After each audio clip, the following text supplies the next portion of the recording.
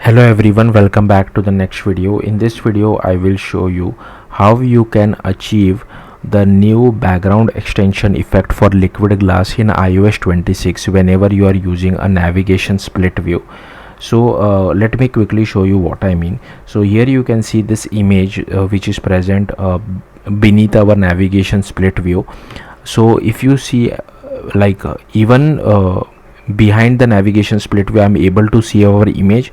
So that is called this particular thing, this background extension effect, which is part of liquid glass. So if I just minimize our split view, here you can see this is how it looks like, and if I bring back, this is how it looks like. So suppose in case if in previous versions of iOS, if I just comment this background extension effect, then what used to happen is whatever was beneath the navigation split view, you would not be able to see that. So let me just quickly show it to you.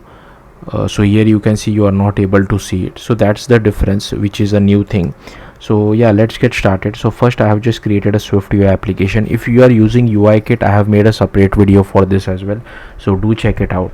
It's possible in UIKit as well. So here I have just created one selected tab, and here inside navigation split view I have just taken some random list and I have given it some navigation title. Then inside detail I've taken a scroll view, and here is our image. So here I have given it some image name, so I have just taken this particular image, okay, so called Sahara. There are some other images as well, just ignore that was just part of my debugging. So you just need to take an image, make it resizable, set it the aspect ratio, set the frame clip, and the important thing is background extension effect. So this will help you to have the able to see whatever is beneath the navigation split view as well. And here we just display an overlay view with a VStack text as well as button.